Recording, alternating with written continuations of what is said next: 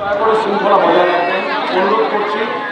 এখানে সবাই আমরা আন্দোলনের শরীর, যারা মিডিয়ার বন্ধুরা আছেন তারাও যেরকম আমাদের আন্দোলনের পাশে দাঁড়িয়েছেন, তেমনি আপনারাও আমাদের আন্দোলনের পাশে দাঁড়িয়েছেন। তাই এই শৃঙ্খলাবদ্ধ সহাবস্থান আমরা কাম্য করি। অনুরোধ করছি শৃঙ্খলা বজায় রেখে প্লিজ করবেন। আমাদের হাতে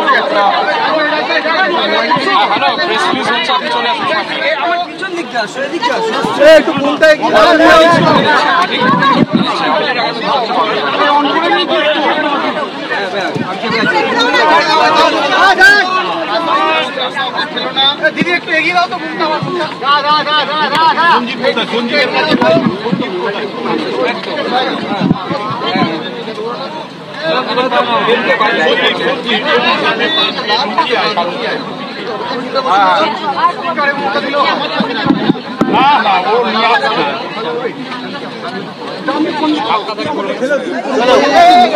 আপনি কাইন্ডলি ধাক্কা দেখে ওটা মাইকগুলো পড়ে যাবে।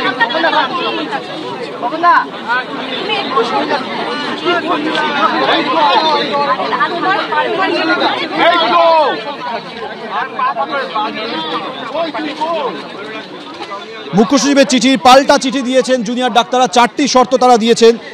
নবান্নের বৈঠকে অন্তত 30 জন প্রতিনিধিকে যেতে দিতে হবে। সন্ধ্যে 6টার সময় মুখ্য সচিব তাদের বৈঠকে বসার আবেদন জানিয়েছিলেন, কিন্তু সেই 6টা বাজতে আর মাত্র কিছুক্ষণ বাকি। তার আগে জুনিয়র ডাক্তাররা শর্ত দিয়ে জানিয়েছেন 4টি শর্ত তাদের মানতে হবে। পুরো বৈঠকে সরাসরি সম্প্রচার করতে হবে, 5 দফা দাবি নিয়েই আলোচনা করতে হবে, পুরো বৈঠক হবে মুখ্যমন্ত্রী উপস্থিত, এবং একই সঙ্গে নবান্নের বৈঠকে অন্তত 30 জন প্রতিনিধিকে যেতে দিতে হবে। আমি এখন আর দেখতে পারবো না, আমি ভিড়ের মধ্যে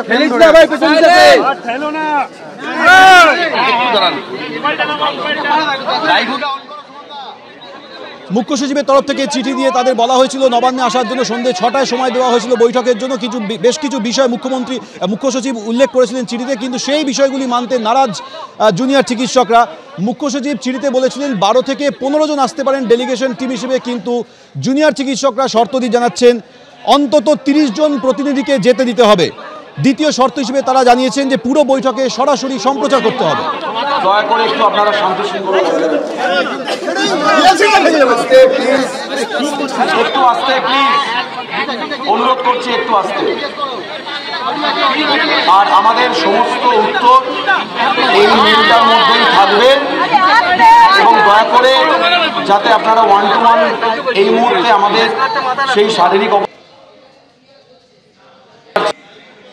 আপনারা আমাদের প্রেস কনফারেন্স থেকে সমস্ত উত্তর পেয়ে যান, তাহলে আশা করবো আপনারা একটু 1 to 1 যদি পরে করেন।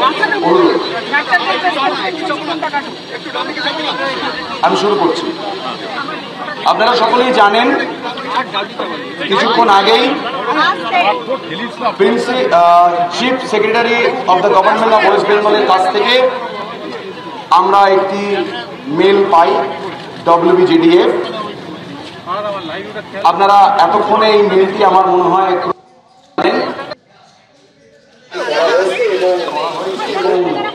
কোন কোন কথাগুলো বলা হয়েছে সেই বিষয়ে আর সবিস্তারে গেলাম না, কিন্তু আমরা এই মেলের একটা রিপ্লাই করেছি। সেই রিপ্লাইটা আপনাদের সামনে পড়ে শোনাচ্ছি। To the Chief Secretary, State of West Bengal, respected sir, in reference to the email sent from cswestbengal@nic.in and acknowledging your letter memo 58/cs/2024 received by us on 11/9/2024 at 15:23. We would like to mention few points regarding the proposed meeting. As mentioned in our previous mail,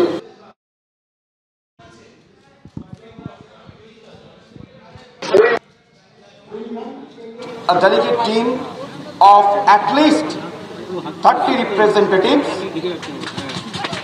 We want the meeting to be live telecasted for the sake of transparency amongst all parties. Want to be based around our 5-point demands, and we are re-emphasizing our point in the presence of Honorable Chief Minister. We are waiting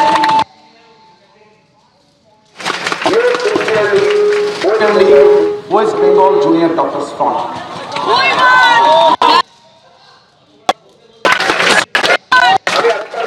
আমি আরেকবার বাংলায় একটু বলে দিই, আমরা যে মেলটি পেয়েছিলাম, আপনারা এখন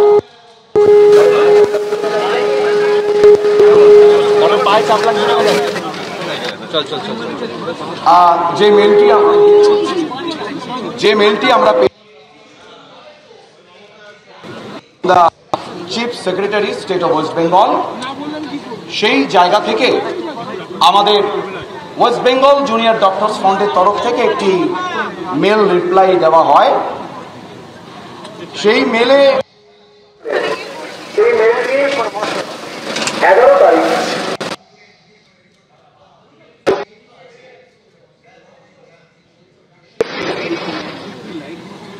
এবং তার উত্তরে আমরা যে মেলটির ফরওয়ার্ড রিপ্লাই করেছি সেখানে লেখা আছে যে আমরা অ্যাটলিস্ট 30 জন প্রতিনিধি এখান থেকে যাবে। তার কারণ এই আন্দোলনটা 26টা মেডিকেল কলেজ এবং আরও জনসাধারণের মধ্যে এই আন্দোলন যেহেতু ছড়িয়ে গেছে, তাই 10, 12 বা 15 এই রিপ্রেজেন্টেটিভটা আমরা সহমত হতে পারিনি। এবং আরও বলেছি আমাদের যে মিটিংটা হবে সেইটি যেন লাইভ টেলিকাস্ট হয় ফর দ্য সেক অফ এবং এই মিটিংয়ে আমাদের দাবি খুব স্পষ্ট। আমরা এখানে যে 5 দফা দাবি নিয়ে স্বাস্থ্য ভবন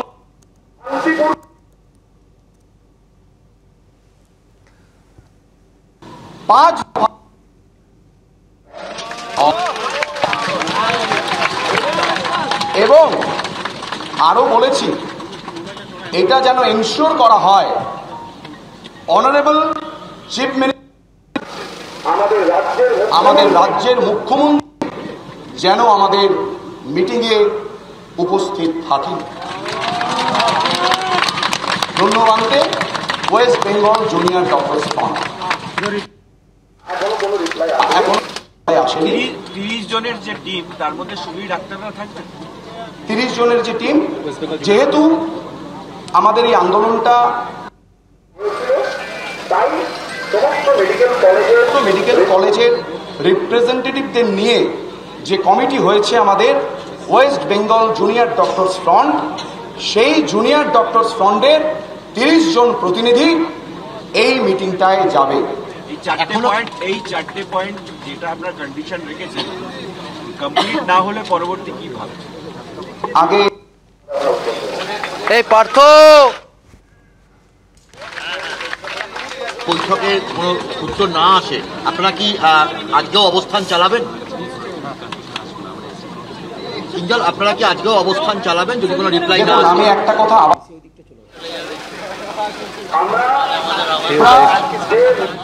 যে মিটিং এর প্রস্তাব এসছে যদি সেখানে যাই, আমরা কোন রকম কনক্লুশনে সেখানে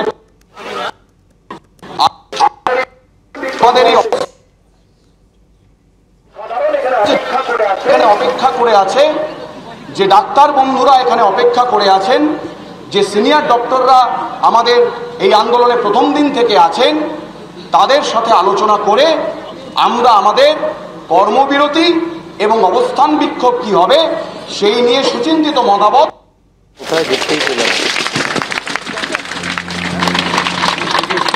ধন্যবাদ।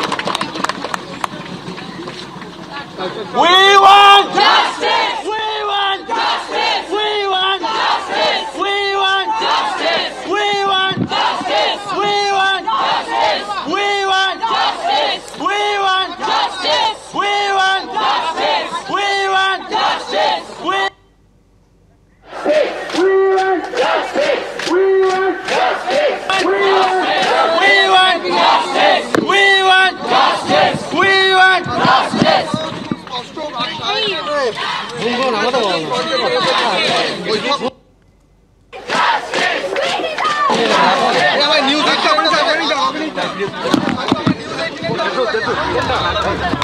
একেবারে সরাসরি আপনারা যে ছবি দেখতে পাচ্ছেন, এই জুনিয়র ডাক্তারদের তরফে সাংবাদিক বৈঠক করে স্পষ্ট জানিয়ে দেওয়া হলো যে ইমেল তারা করেছেন মুখ্য সচিবের চিঠির প্রেক্ষিতে, সেখানে 4 দফা দাবির কথা বলা হয়েছে।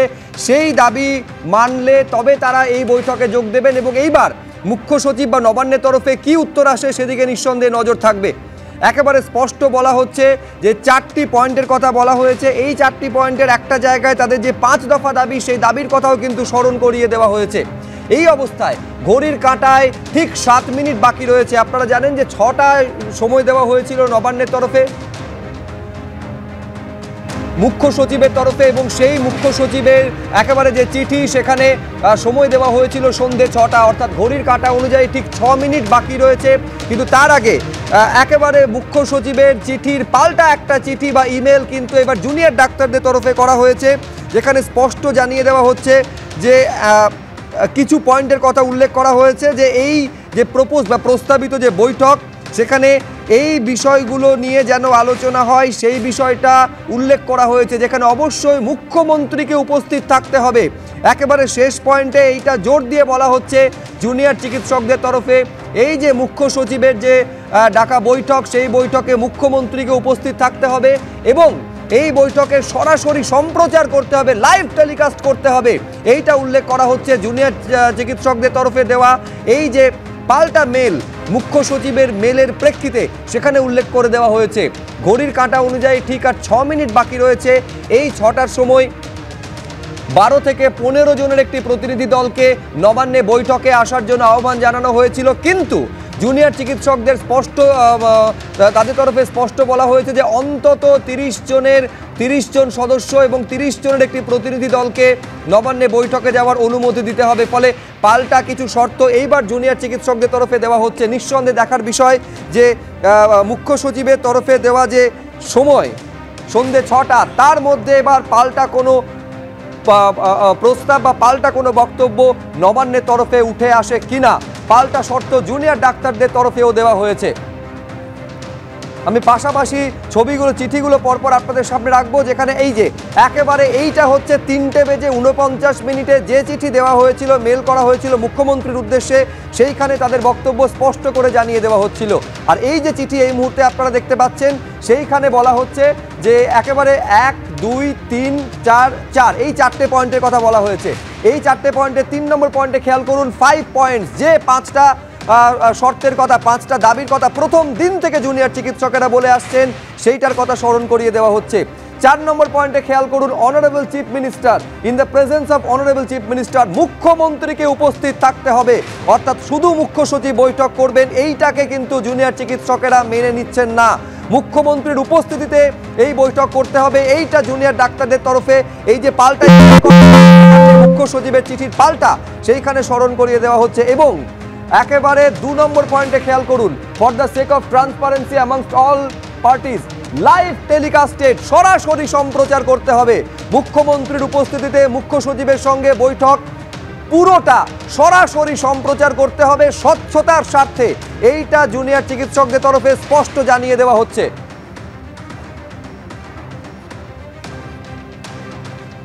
অর্থাৎ ঘড়ির কাঁটা অনুযায়ী ঠিক 3 মিনিট বাকি রয়েছে সন্ধ্যে 6টায় মুখ্য সচিবের তরফে দেওয়া যে চিঠি, সেখানে বলা হয়েছিল সন্ধ্যে 6টায় 12 থেকে 15 জনের একটি প্রতিনিধি দল জুনিয়র ডাক্তারদের তরফে তারা নবান্নে আসতে পারে, তারা মুখ্য সচিব বৈঠক করবেন।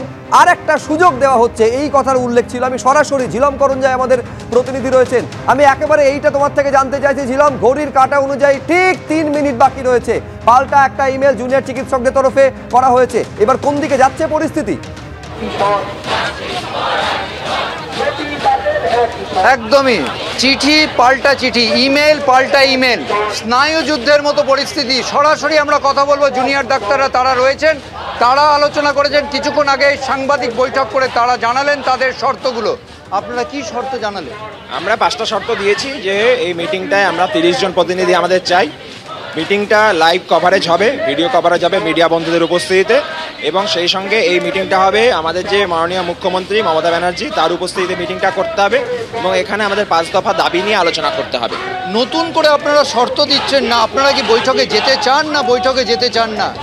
আপনারা ইমেল এখন যদি আসে রাজ্য সরকার থেকে যে এগুলো মানছে না, তাহলে কি হবে? না, আমরা তো গতকাল যে ভোরবেলায় যে আমরা ইমেলটা পাঠিয়েছিলাম সেখানেই আমরা এই শর্তগুলো বলেছিলাম। ফলে আমার মনে হয় আমরা তো সদর্থক ভূমিকাই চাই, ফলে আমার মনে হয় তারা এটা মানবেন। হ্যাঁ, এটা আমরা আশা করছি। আপনারা সে শর্তগুলো সকালবেলার ইমেলে দিয়েছিলেন, তা সত্ত্বেও 10-12 জনের বিষয় বলা হয়েছে। আপনারা বলছেন 30 জন মতো দরকার, অর্থাৎ একটা অনমনীয় স্থান হচ্ছে অবস্থানে। না, এটা অনমনীয় স্থান বলে আমরা মনে করি না। পশ্চিমবঙ্গের 25টার উপরে মেডিকেল কলেজ 1-2 জন করেও যদি সেখান থেকে নেওয়া হয় তাহলে আপনি দেখবেন সংখ্যাটা 25-এর উপরে চলে যাচ্ছে।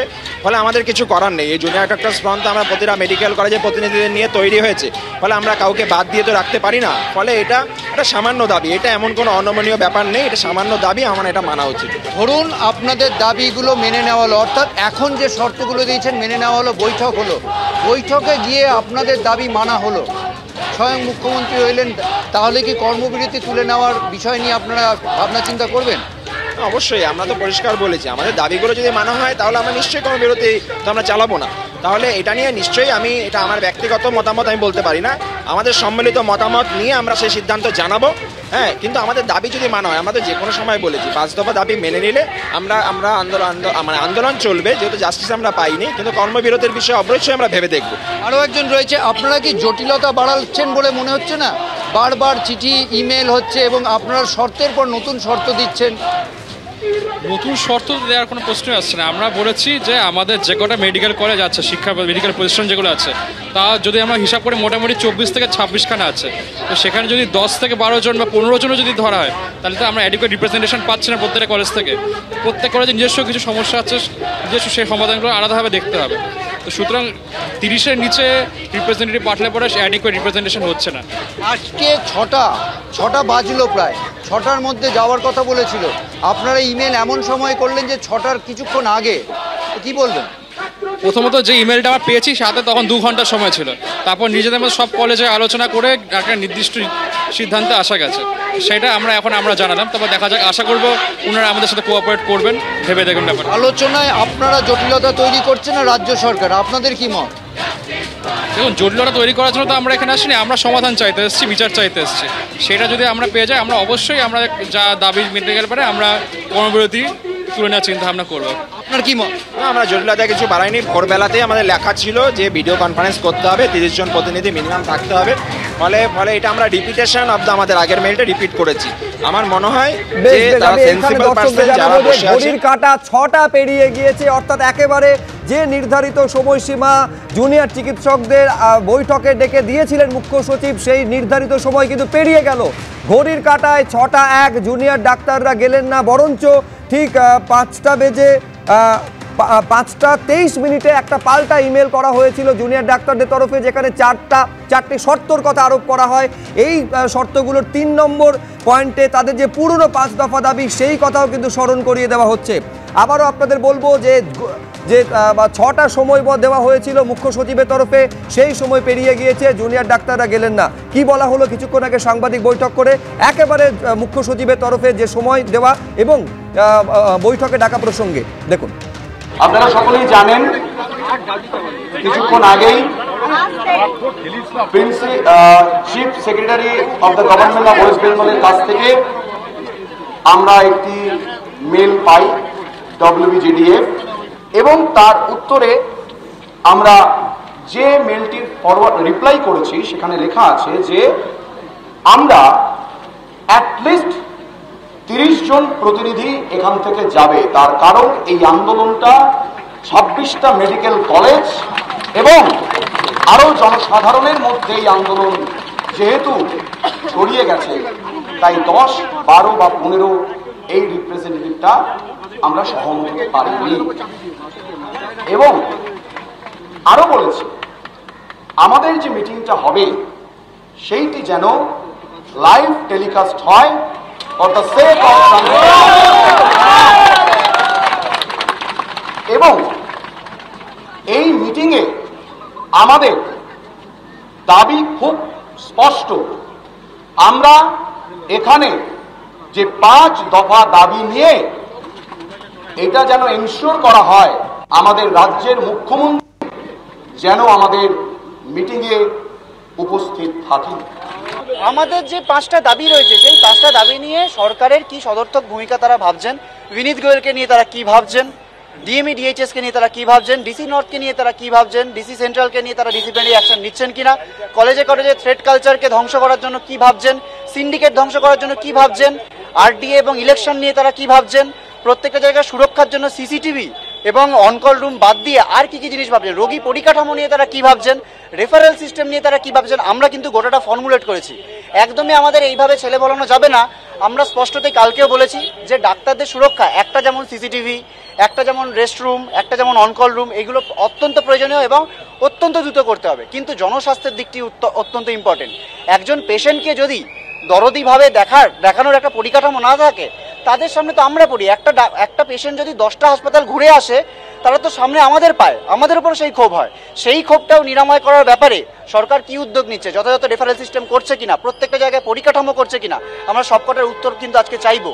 রিক্রুটমেন্ট হবে কিনা, টেকনিশিয়ান, জিডিএ প্রত্যেকে রিক্রুটমেন্ট হচ্ছে কিনা, সবার রোগী পরিষেবার দায়িত্ব কিভাবে নিচ্ছে, আমরা প্রত্যেকটা উত্তরই কিন্তু চাইবো। সবকটা বিষয় নিয়ে আমরা আলোচনা করতে চাই। ফলে একেবারে স্নায়ুর লড়াই চরম জায়গায় পৌঁছে গিয়েছে। একেবারে মেল পাল্টা মেল, চিঠি পাল্টা চিঠি। ঘড়ির কাঁটায় 6টা বেজে 4 মিনিট, অর্থাৎ নির্ধারিত সময়ের পর 4 মিনিট পেরিয়ে গিয়েছে। এখনো পর্যন্ত এই যে মেল করা হয়েছিল 5টা বেজে 23 মিনিটে জুনিয়র ডাক্তারদের তরফে একেবারে মুখ্য সচিবকে, তার কিন্তু কোনো উত্তর এসে পৌঁছয়নি। পরিস্থিতি কোন দিকে যাচ্ছে? সন্দীপ সরকার আমাদের প্রতিনিধি সরাসরি রয়েছেন। নির্ধারিত সময় পেরিয়ে গেল সন্দীপ, কোনো জুনিয়র চিকিৎসকদের প্রতিনিধি নবান্নে গেলেন না, বরং একটা পাল্টা মেল করা হলো যেখানে 4 দফা শর্তের কথা এবং পুরনো 5 দফা দাবির কথা স্মরণ করিয়ে দেওয়া হলো। কোন দিকে যাচ্ছে গোটা পরিস্থিতি এখন? দেখো, এখনো পর্যন্ত কিন্তু এই ইমেল পাঠানো হয়েছে 5টা 23-এ, তারপর থেকে আধ ঘন্টারও বেশি সময় কেটেছে। এখনো পর্যন্ত নবান্নের তরফে কেউ পাল্টা ইমেল এখনো পর্যন্ত পাঠাননি। তারা অপেক্ষা করছেন জুনিয়র ডাক্তাররা তারা তাদের যে দাবি মোতাবেক তাদের শর্ত যদি মানা হয়, তাহলে সেই শর্তে তারা আজকের এই বৈঠকে যোগ দেবেন এবং তাদের বক্তব্য যে তারা খোলা মনে আলোচনা চান এবং তারা খোলা মনে আলোচনা করতে প্রস্তুত, এবং যদি সেই আলোচনার ক্ষেত্রটা তৈরি হয়ে যায় তাহলে আলোচনার টেবিলে বসতে তাদের আপত্তি নেই। কিন্তু আমরা তাদের কাছে জানতে চেয়েছিলাম যে তারা এই যে শর্তটা রেখেছেন যে মুখ্যমন্ত্রীর উপস্থিতিতে বৈঠক হতে হবে, এই মুখ্যমন্ত্রীর উপস্থিতি তারা কেন চাইছেন। তাদের বক্তব্য যে এর আগের যে মেল চালাচালিটা হয়েছিল তাতে কোথাও এই বিষয়টা স্পষ্ট করা হয়নি যে আলোচনাটা মুখ্যমন্ত্রীর সাথে তাদের হচ্ছে। সেখানে টপ অফিসিয়ালসের কথা বলা হয়েছিল, মুখ্যমন্ত্রী যে তাদের সাথে আলোচনায় বসতে আগ্রহী সেই সম্পর্কে কোনো ইঙ্গিত তারা পাননি। এখন সেই জায়গায় দাঁড়িয়ে আজ যদি তারা বৈঠকের টেবিলে গিয়ে দেখেন যে আলোচনা হচ্ছে কোনো সরকারি আধিকারিকের সঙ্গে, কোনো আমলার সঙ্গে, তাহলে সেক্ষেত্রে সেই আলোচনার কিন্তু কোনো ভবিষ্যৎ নেই। ফলে সেই জায়গায় তারা মুখ্যমন্ত্রীর উপস্থিতিতে আলোচনা চান, সেই বিষয়টা তারা স্পষ্ট করে দিয়েছেন। একেবারে সোজাভাবে মুখ্যমন্ত্রীর নাম উল্লেখ করে, মুখ্যমন্ত্রীর পদ উল্লেখ করে তারা সেই বিষয়টা বলে দিয়েছেন যে মুখ্যমন্ত্রীর উপস্থিতিতেই তারা আলোচনাটা চান। এবার আলোচনাটা কিন্তু ওই তাদের 5 পয়েন্ট এজেন্ডা তার ভিত্তিতেই হবে। যে 5টা এজেন্ডা তারা প্রথম থেকে সামনে রেখেছিলেন সেই এজেন্ডার ওপরই আলোচনাটা হবে। এখন সেই তাদের যে দাবি, সেই দাবি সরকার মানে কিনা সেটা এখনো পর্যন্ত স্পষ্ট হয়নি। তা কেন 30 জনের রিপ্রেজেন্টেশন তারা চাইছেন বৈঠকে, সেই বিষয়টাও তারা স্পষ্ট করেছেন। কেননা যখন West Bengal junior doctors front তৈরি করা হয়েছিল, সেই ফ্রন্টে অন্তত শুরুর সময় 31টি স্বাস্থ্য প্রতিষ্ঠান এবং মেডিকেল কলেজের প্রতিনিধিদের নিয়ে গড়ে উঠেছিল। ফলে প্রত্যেকটি প্রতিষ্ঠান থেকে যদি একজন করেও রিপ্রেজেন্টেটিভ থাকে, সংখ্যাটা 30-এর বেশি হচ্ছে। তাই তারা ন্যূনতম 30 জন প্রতিনিধি নিয়ে আলোচনার টেবিলে বসতে চান। এবার আমাদের নজর থাকবে যে পাল্টা নবান্ন থেকে কোনো চিঠি আসে কিনা। কিন্তু আমি এখানে ডক্টর সাদিকুল আলমের কাছে এই শুরুতে আসতে চাইবো যে একটা জায়গা অত্যন্ত গুরুত্বপূর্ণ বলে আমাদের মনে হয়েছে যে আপনাদের যে চিঠি তার 2 নম্বর পয়েন্টে আপনারা লিখছেন, we want the meeting to be live telecasted for the sake of transparency amongst all parties. আমি বলছি সরাসরি সম্প্রচার হোক, এই দাবিটা আপনারা কেন রাখছেন? ট্রান্সপারেন্সির কথা বলছেন কেন? স্বচ্ছতার অভাব হতে পারে যদি সরাসরি সম্প্রচার না হয়, এই সংশয়টা কেন আপনাদের মনে থাকছে? আমরা এর শুরু থেকেই দেখছি যেভাবে প্রসেসটা পুরোটা এগোচ্ছে, আমাদের প্রতিটা পদেই সন্দেহ থেকে যাচ্ছে। কারণ আমরা যা চাইছি তা কিন্তু আমরা পাচ্ছি না। প্রতিটা মুহূর্তেই তাই দেখছি, আমরা যা চাচ্ছি তা কিন্তু পাচ্ছি না। সুতরাং এখানেও আমরা আমাদের একটা সন্দেহ থেকেই যাবে যে একটা ক্লোজ ডোর যদি মিটিং হয় সেখানে কি ডিসকাশন হচ্ছে, আমাদের হয়তো ছেলে ভোলানোর মতো করে কিছু একটা, হ্যাঁ এই শর্ত ঠিক আছে, তোমাদের শর্ত মেনে নিচ্ছি, তোমরা যা বলছে হ্যাঁ হয়ে যাবে, হ্যাঁ হয়ে যাবে। অ্যাকচুয়ালি এতদিন ধরে তাই হয়ে আসছে। হ্যাঁ এটা আমরা চাইছি সিকিউরিটি, হ্যাঁ সিকিউরিটি দেওয়া হবে, আমরা চাইছি উন্নত পরিকাঠামো, হ্যাঁ উন্নত পরিকাঠামো দেওয়া হবে, সব করে দেবো সব করে দেবো, এইরকম কিন্তু অনেক দিন ধরেই শুনে আসছি, কিন্তু অ্যাকচুয়ালি প্র্যাকটিক্যাল সেটা হয়ে ওঠে না। এবং এটা হয়তো বলে দিয়ে আমাদেরকে সেখান থেকে মিটিং থেকে বেরিয়ে এসে সব কিছু হয়তো শেষ করে দেওয়া হবে, কিন্তু আলটিমেটলি দেখা হলো প্র্যাকটিক্যালি পরবর্তী কিছু হচ্ছে না। তার মানে আমি একটা জায়গায় আপনাদেরকে ক্লিয়ার করতে চাইছি, সেটা হচ্ছে সুপ্রিম কোর্ট যেদিন নির্দেশ দিল সেদিন একটা কথা স্পষ্ট বলে দেওয়া হয়েছিল যে সরকারের উদ্দেশ্য ছিল যে কনফিডেন্স বিল্ড আপ কিন্তু এদের মধ্যে আপনাদের করতে হবে। আপনার কোথাও মনে হচ্ছে সরকার সেই কনফিডেন্স বিল্ড আপটা এখনো করতে পারেনি, যেই জন্য আপনারা লাইভ টেলিকাস্ট চাইছেন? একদমই তাই, আমরা কোনোভাবেই কনফিডেন্স বিল্ড আপ আমাদের হয়নি। একটা কথা বলে রাখি, প্রথম যে বিষয় নিয়ে এই আন্দোলনটা শুরু হয়েছে একজন ডক্টরের রেপ অ্যান্ড মার্ডার, এবং সবচেয়ে গুরুত্বপূর্ণ বিষয় হচ্ছে যে রেপ অ্যান্ড মার্ডার হয়েছে এবং যে উল্টো দিক থেকে আমি যদি বলি, একেবারে স্বয়ং মুখ্যমন্ত্রী পর্যন্ত বলেছেন আপনাদের যেটা দাবি একেবারে ন্যায়সঙ্গত দাবি, সেখানে কোনো আপত্তি নেই। যেদিন থেকে আপনারা এই যে ধর্ণা শুরু করলেন স্বাস্থ্য ভবনের সামনে, স্বাস্থ্যকর্তারা বলছেন we are open to all kinds of discussion. সরকার আপনাদের সঙ্গে আলোচনায়, আচ্ছা এই যে চিঠি সেখানে পর্যন্ত এটা বলে দেওয়া হচ্ছে আপনাদের দ্বিতীয়বার সুযোগ দেওয়া হচ্ছে, অর্থাৎ সরকার এইটা বোঝাতে চাইছে তারা কিন্তু আলোচনাটা করতে চান, তারপরেও আপনাদের স্বচ্ছতার অভাব, আস্থা তৈরি করতে পারছেন না, এইটা কেন মনে হচ্ছে? আমরাও কিন্তু আলোচনা করতে চাইছি না এবং কখনো বলছি না, আমরা আলোচনা করতে চাই, কিন্তু সেটা নিশ্চয়ই লাইভ টেলিকাস্টভাবে হোক, সবাই জনগণ দেখুক, সবাই জানতে চাইছে অ্যাকচুয়ালি কী ডিসকাশন হচ্ছে এবং কী শর্ত দেওয়া হচ্ছে বা তার কী সলিউশন বের করা হচ্ছে। কারণ সত্যি কথা বলতে আমরা কোনো রকমভাবেই মানে এই কথা বলাতে আশ্বস্ত নয়, মানে ক্লোজ ডোরে কোনোভাবে আমরা আশ্বস্ত হব না, এটা কিন্তু আমরা বারবারই বলছি। কিন্তু আমি অর্ণবদা এইখানে আসতে চাইছি, আমি বলছি গতকাল যে চিঠি দেওয়া হলো সেখানে সর্বাধিক 10 জনের কথা বলা হলো, আজকে বলা হচ্ছে 12 থেকে 15 জন। আমি বলছি কী অসুবিধা আছে যদি 30 জন সেখানে গিয়ে কোনো যদি বৈঠক করেন এবং সেটা যদি সরাসরি সম্প্রচার হয়, মুখ্যমন্ত্রী প্রশাসনিক বৈঠক থেকে নবান্ন সভাঘরে যে বৈঠক হয় সেটা পর্যন্ত সরাসরি সম্প্রচারিত হয়। বৃদ্ধি তো হয়েছে, গতকালের থেকে সংখ্যা বৃদ্ধি হয়েছে চিঠিতে, 30টা হলে অসুবিধা কি আছে? না অসুবিধা নিশ্চয়ই নেই। আমি বলছি যে তার থেকে একটা জিনিস বোঝা যাচ্ছে যে সরকার কিন্তু নমনীয় হওয়ার চেষ্টা করছে, এবং কালকে মুখ্যমন্ত্রী মমতা বন্দ্যোপাধ্যায় ছিলেন 7:30 পর্যন্ত। চন্দ্রিমা ভট্টাচার্য কালকে যখন জানালেন, একদম প্রকাশ্যে জানালেন যে মুখ্যমন্ত্রী ছিলেন, অপেক্ষা করে উনি বেরিয়ে গেছেন, যে রেসপন্স পাননি, উনি ওখান থেকে ডাকা হয়েছিল তাদের জুনিয়র ডাক্তারদের, কিন্তু সেরকম কোনো রেসপন্স পাননি, উনি বেরিয়ে গেছেন। এর আগে আপনার মনে আছে শুভ্র, সেটা হচ্ছে 2019 সালে যখন এনআরএসে একটা এরকম বড় গণ্ডগোল হয়েছিল, সেই সময় কিন্তু মুখ্যমন্ত্রী মমতা বন্দ্যোপাধ্যায় নিজে সেই মিটিং করেছিলেন, এবং সেটাও কিন্তু আমরা টেলিভিশনের মাধ্যমেই দেখতে পেয়েছিলাম যে সেখানে সম্ভবত ডক্টর পরিবহ, সেই আপনি মনে করিয়ে দিয়ে খুব ভালো করলেন যে সেদিন যে আশ্বাসটা দেওয়া হয়েছিল, আজকে তো আরো বড়ভাবে এই ডক্টর আনন্দ সেই প্রশ্ন তুলবেন যে তারপরেও এই ধরনের ঘটনা হাসপাতালের মধ্যে অন ডিউটি ডক্টর রেপ এবং মার্ডার হয়ে যাচ্ছে, কেউ মেনে নিতে পারে না। এবং কোনোভাবেই একেবারে রাজ্য প্রশাসনের শীর্ষ স্তর থেকে মুখ্যমন্ত্রী বলুন, যারা মুখপাত্র আছেন দলের শীর্ষ স্তরে তারা বলুন, প্রত্যেকে মেনে নেওয়া না মেনে নেওয়ার নয়, প্রমাণ লোপাটের চেষ্টা হয়েছে, এই কথা কোর্টের মধ্যে বারবার সেই কথাটা সামনে এসেছে। সেটা দেখুন, পুরো জিনিসটা যেহেতু সাবজুডিস হয়ে রয়েছে সিবিআই এর কাছে, আপনি সমস্ত কিছু চাইছেন রাজ্য সরকারের কাছে, তো একই সঙ্গে সিবিআই এর দিকেও তো আঙুল তোলা দরকার, সিবিআই কেন এত গিলে করছে, কেন এত ধীর গতিতে করছে। আপনি দাবি তুলতে পারেন, আমার তাতে কোনো অসুবিধা নেই, কিন্তু প্রশ্ন হচ্ছে আমরা গতকালও দেখিয়েছি এই তড়িঘড়ি কেন করা হয়েছে। একেবারে পরিবারের তরফে এই প্রশ্নটাও তোলা হয়েছে, তারা রাজি ছিলেন না, কিন্তু প্রবল চাপ তার উপর তৈরি করা হয়, তাদের উপরে তড়িঘড়ি দেহদাহ করে দেওয়া হয়। তার থেকে শুরু করে যে 3 জনের মেডিকেল টিম যারা ফরেন্সিক যেটা পোস্টমর্টেম করেছেন, তিনি রাজি ছিলেন না বিকেলের পরে পোস্টমর্টেম করতে, সেটা পর্যন্ত একটা টালা থানার ওসি সিরিজ অফ ডিসক্রিপেন্সিজ রয়েছে, গুলিয়ে দেওয়া হচ্ছে এরকম ভাবে। এখন প্রচুর ক্ষেত্রে এরকম তথ্য গুলিয়ে দেওয়া হচ্ছে, সেটাকে তো সেই স্বচ্ছতা আনাটা তো সরকারের দায়িত্ব। ঠিক তো, কিন্তু সেখানে আমি যেটা বলছি যে এই যে প্রস্তাবটা এসছে জুনিয়র ডাক্তারদের তরফ থেকে, এবং জুনিয়র ডাক্তাররা যা চাইছেন, একজন নাগরিক হিসেবে আমি তো বলছি যে তারা যেগুলো চাইছেন অবশ্যই সেগুলো জাস্টিফাইড, কারণ তারা বলছেন ফেক কালচার চলছে, তারা বলছেন যে এখানে সিন্ডিকেট রাজ চলছে, এই যে জিনিসগুলো চলছে এটা অবশ্যই আজকে সামনে এসেছে, এটা চলছে বহু বছর ধরে, বহু বছর মানে কিন্তু সেটা বাম জমানা থেকে চলছে, আজকে নতুন চলছে। আমি আপনার কথা ধরে দিচ্ছি, বাম জমানা থেকে চলছে 13 বছরে, সেটাকে আপ্রুভ করা গেল না কেন, সম্পূর্ণ উৎপাটিত করা গেল না কেন? দীপ্তেশ যশ, দেখুন আমার নামটা একটু ভুল দেখাচ্ছে, দীপ্তাস্য হবে। দেখুন প্রথম কথা মার্জনা করবেন, আমি আরেকবার সংশোধন করে দিই, দীপ্তাশ্ব যশ প্লিজ। হ্যাঁ দেখুন আমরা প্রথম কথা না, আমরা খুব মানে এই আর নেওয়া যাচ্ছে না যে বাম জমানায় এই হতো, বাম বলবে, এরা বলবে তখন বানতলা হয়েছিল, ধানতলা হয়েছিল, এরা বলবে আরজি করা হয়েছিল, এই আর নেওয়া যাচ্ছে না। এখানে দেখুন পরিষ্কার একটা জিনিস যেটা খুব গুরুত্বপূর্ণ বিষয় উঠে আসছে, যে মুখ্যমন্ত্রী তিনি রাজ্যের প্রশাসনিক প্রধান, রাজ্য তার চালানোর কথা, তিনি সবার মুখ্যমন্ত্রী হয়ে উঠতে পারেননি, ফলে তাকে কেউ আজকে বিশ্বাস করতে পারছে না। আচ্ছা আজকে আপনি যেটা বললেন যে উনি তো প্রশাসনিক বৈঠক করেন, উনি তো 200-250 লোক নিয়ে প্রশাসনিক বৈঠক করেন, আজকে তাহলে কেন অসুবিধা হচ্ছে? প্রত্যেকটা কলেজের একটা করে রিপ্রেজেন্টেশন থাকলে কি অসুবিধা? এই সরকারকে কিভাবে বিশ্বাস করা যাবে? শুনুন, রাতের সাথীরা যখন বলে, যখন ধর্ষকদের সাথীরা রাতের সাথী চালু করে, আমাদের মধ্যবিত্ত ভীরুমন ভয় পায়। কাজে ধর্ষকদের জন্য সাফাই গাইবেন না। যেভাবে প্রমাণ লোপাট করা হয়েছে, পোস্টমর্টমের রিপোর্ট, চালান দেখাতে পারছেন না, সেখানে একজন সাব ইন্সপেক্টর তিনি বলছেন নিয়মটা পাল্টেছে, সে রাজ্য সরকার থেকে নিয়মটা পাল্টেছে, একজন সাব ইন্সপেক্টর বলছেন যে চালান দেওয়ার নিয়ম এখন নেই, রাজ্যটা বলেছে, রাজ্য সরকারটা বলেছে যে এখন ওই রিকুইজিশনটা দিতে হয়, চালানটা দেওয়ার নিয়মটা উঠে গেছে।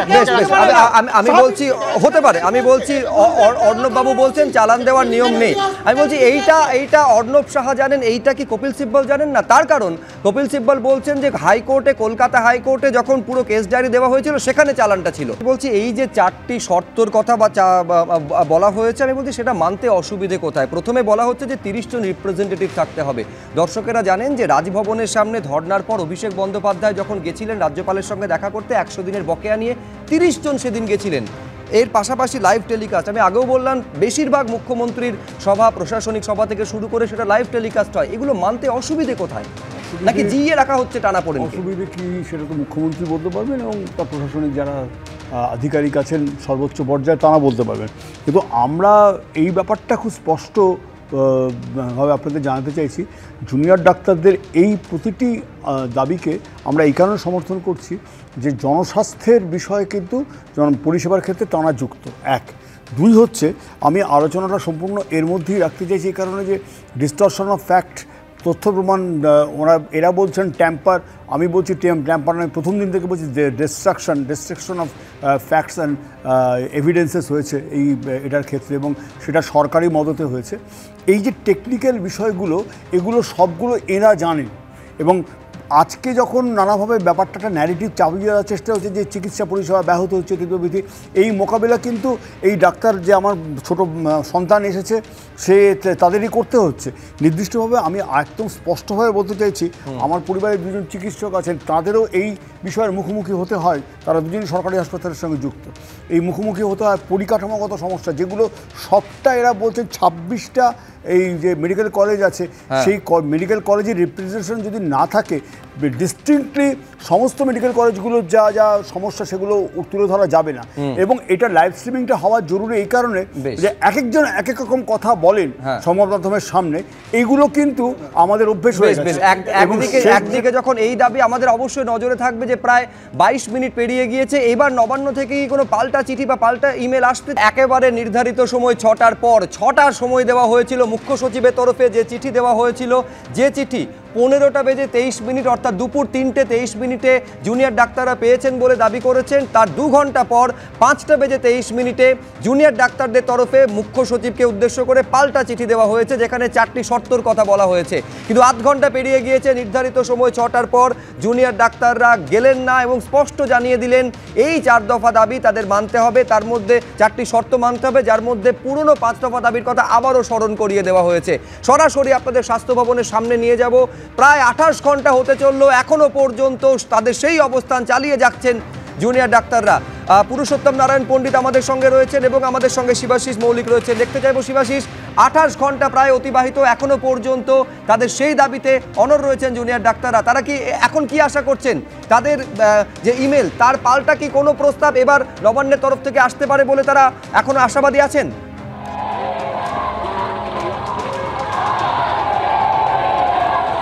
দেখো শুভজিৎ, এই মুহূর্তে তোমায় যে ছবির রায় তুলে ধরছেন, ছবির রায় কি বলবো, একবার আন্দোলনের ভিতরের ছবিটা দেখাতে। ত্রিপলের নিচে তুমি দেখছো যে ঠিক এভাবেই গত 28 ঘন্টা তারা বসে রয়েছেন রাজপথে। স্বাস্থ্য ভবনের সামনে রাজপথের ছবিটা এটা। বৃষ্টি হয়ে গিয়েছে, তার মধ্যে সারা রাত কেটেছে এভাবেই, এবং তারা আশা নিয়ে বসে আছেন তাদের দাবি মেনে নেওয়া হবে রাজ্য সরকারের তরফে, এবং সেই কারণেই একের পর এক মেল পাঠানো। আমি কথা বলার চেষ্টা করব জুনিয়র ডাক্তার যারা রয়েছেন তাদের সঙ্গে।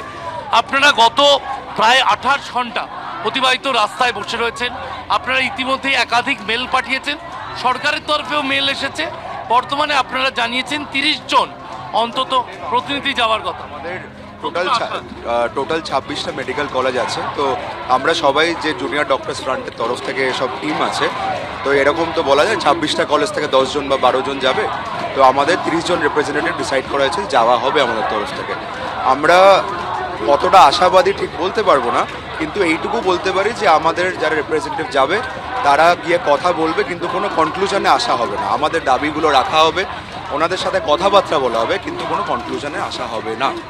যে কথা চিকিৎসকরা বলছেন যে তারা যারা যাবেন প্রতিনিধিরা নবান্নে বা যে কোনো জায়গায়, তারা যে আলোচনা করবেন তা আলোচনা শেষে এই মঞ্চে নিঃসন্দেহে যে কোনো বরফ আলোচনার মাধ্যমে গলে। এখন দেখার বিষয় এই আলোচনার রাস্তাটা খুলবে কি করে, এই বরফটা গলবে কিভাবে। আমাদের আরেক প্রতিনিধি পুরুষোত্তম নারায়ণ পণ্ডিত রয়েছেন। পুরুষোত্তম, কি বলছেন তোমার সঙ্গে যারা জুনিয়র ডাক্তার? আমি বলছি 28 ঘন্টা পেরোতে চললো, এখনো পর্যন্ত দাঁতে দাঁত চেপে লড়াই যাকে বলে, মাটি কামড়ে পড়ে রয়েছেন। দেখাও একবার।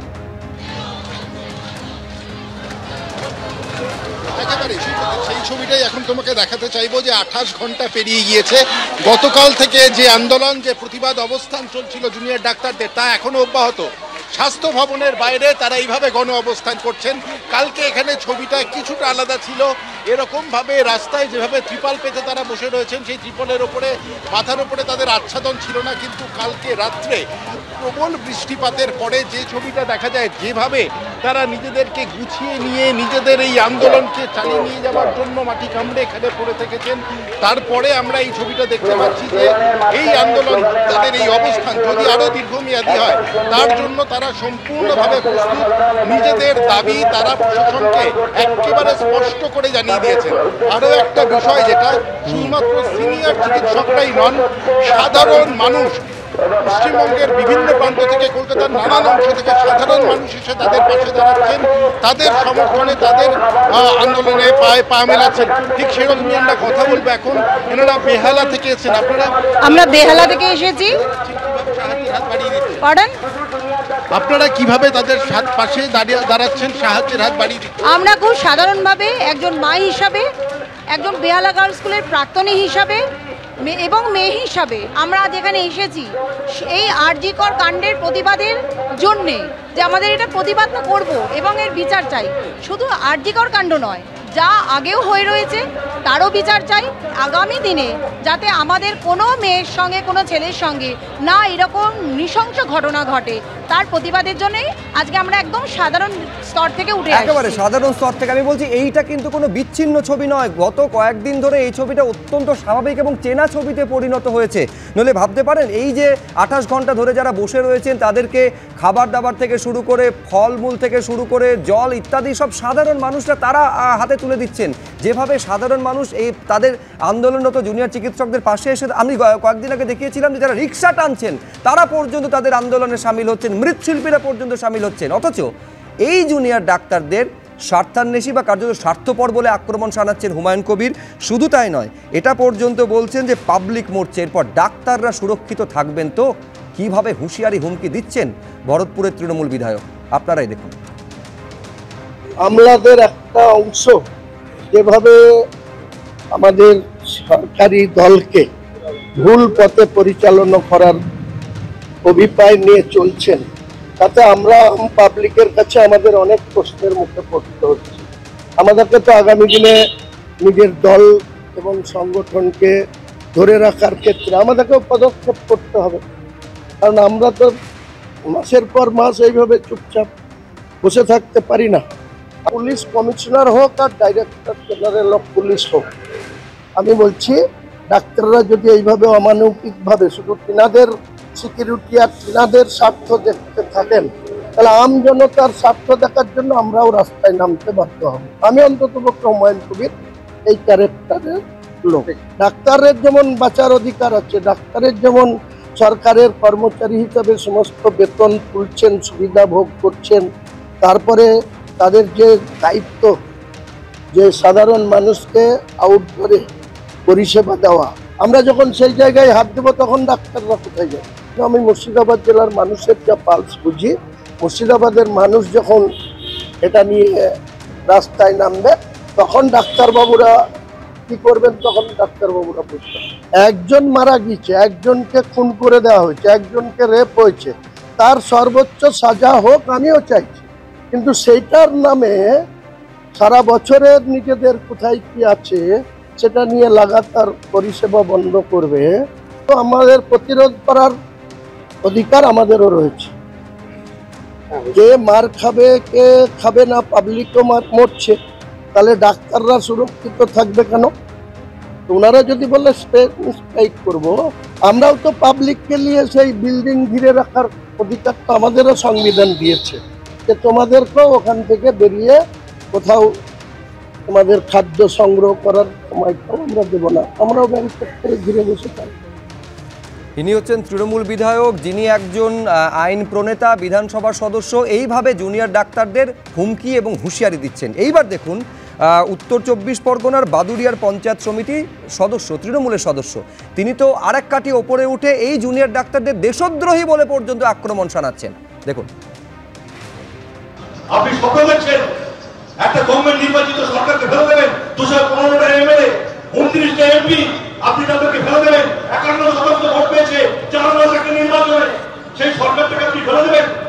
ফেলে দিয়ে আপনি কেউ ভাবছেন কেউ মুখ্যমন্ত্রী হবে, কেউ অর্থমন্ত্রী হবে, এটা হয় না। এখানে আপনাকে ভোটে জিতেই আসতে হবে, এই জিনিস হবে না। সুপ্রিম কোর্ট সার্বভৌমত্বের প্রতীক, সুপ্রিম কোর্ট সংবিধানের রক্ষক, আপনি তাকে অবমাননা করছেন মানে দেশের সার্বভৌমত্বকে অবমাননা করছেন, সুপ্রিম কোর্টকে অবমাননা করছেন মানে সংবিধানকে বিরোধিতা করছেন, সংবিধানকে বিরোধিতা করছেন মানে আপনি দেশদ্রোহী, আপনি দেশদ্রোহী ডাক্তার, ডাক্তার তুমি দেশদ্রোহী। তাই আমরা আজকে বলি, আমরা এই ডাক্তারদের দেখতে চাই না।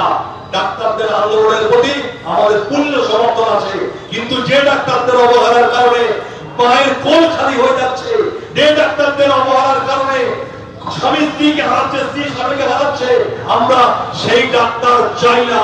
তাই আমরা আজকে রাস্তায় আমরা বলতে চাই, আপনি আন্দোলন করুন, আপনি বিচার চান, আমরা পাশে আছি, পাশে থাকবো, রাত জাগবো একসাথে।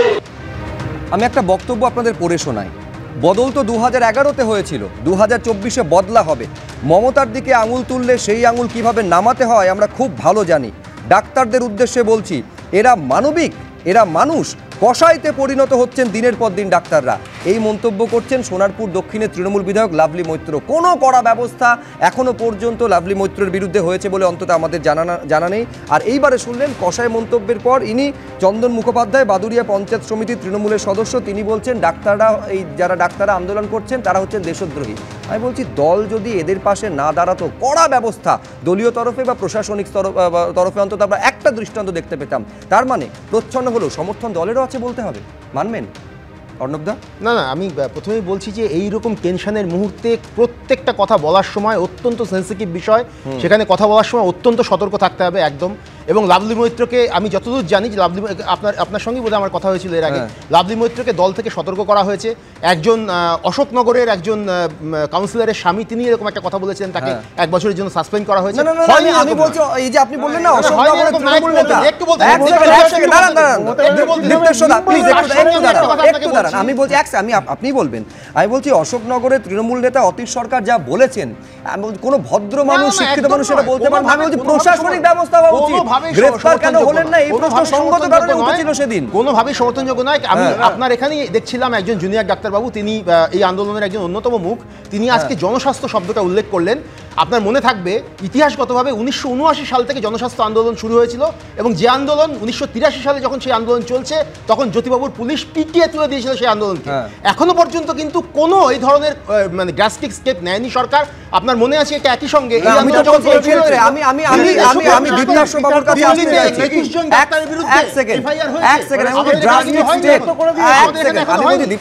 এই মুহূর্তে আমার কাছে একটা তালিকা রয়েছে। এই তালিকায় কারা কারা জুনিয়র ডাক্তারদের উদ্দেশ্যে বা যারা তাদের পাশে দাঁড়াচ্ছেন তাদের উদ্দেশ্যে বলেছেন, পুরো তালিকা রয়েছে, উদয়ন গুহ, অতীশ সরকার, দেবপ্রসাদ বাগ, বিকাশ রায়চৌধুরী।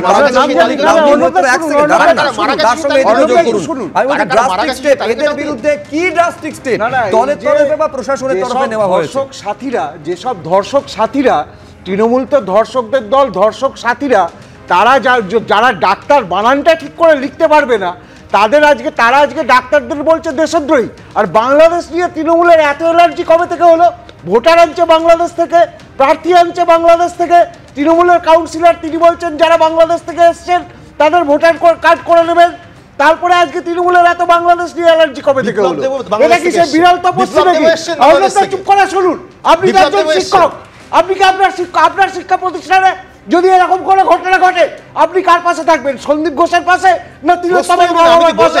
তাহলে চুপ করে শুনুন, তাহলে চুপ করে শুনুন, মাঝে কথা বলবেন না। আপনি ডাক্তার দেখাতে গেলে কার কাছে ডাক্তার দেখাতে যাবেন? অভিজ্ঞদের কাছে নাকি তিলোত্তমার কাছে? যদি অভিজ্ঞদের কাছে যান তাহলে হাজার বার আবার ডিসট্রাক্ট করুন, কিন্তু যদি তিলোত্তমার কাছে যান চুপ করে বসে শুনুন। আজকে এখানে পশ্চিমবাংলায় 95% ডক্টর তারা ওয়ার্কপ্লেস ভায়োলেন্সের শিকার। আজকে বলা হচ্ছে জুনিয়র ডাক্তাররা করছে না বলে মারা গেছে। তুফানগঞ্জ আর বালুরঘাটে কোন জুনিয়র ডাক্তার আছে? এখানে স্বাস্থ্য দপ্তর লিখে দিচ্ছে চিকিৎসার গাফিলতির কারণে মৃত্যু। কে বললো? প্রমাণটা কি? আমি চয়ন ভট্টাচার্যের কাছে আসবো। আমি বলছি কর্মস্থলে কিভাবে ডাক্তাররা অসুরক্ষিত আছেন এবং থ্রেট কালচার, আমি বলছি এই শব্দ বন্ধের সঙ্গে রাজ্যবাসী পরিচিত ছিল বলে আমার জানা নেই। এই ঘটনা সামনে আসার পর থ্রেট কালচারটা কি একেবারে প্যান্ডোরার বাক্সের মতন সামনে এসেছে। আমি থ্রেট কালচারের যে কথা বলছেন যেভাবে, এক সেকেন্ড আমি দুজনকে থামালাম, আমি চয়ন ভট্টাচার্যের কাছে যাব। সেটা হচ্ছে যেভাবে থ্রেট তৃণমূলের শাসক দলের একটা অংশ থেকে লাগাতার দেওয়া হচ্ছে, খেয়াল করুন, এবং তাদের বিরুদ্ধে না প্রশাসনিক না দলীয় স্তরে কোনো কড়া ব্যবস্থা দৃষ্টান্ত হিসেবে সামনে আসছে না। তার মানে এইটা চয়নদা বুঝতে হবে যে কোথাও না কোথাও এই বক্তব্য বা এই কালচার কার্যত তার প্রতি প্রচন্ড সমর্থন একেবারে দলের উপরতলা থেকে রয়েছে, নইলে এরা এরকম কথা বলার কখনো স্পর্ধা বা সাহস পান? প্লিজ প্লিজ না চয়ন ভট্টাচার্য, আমি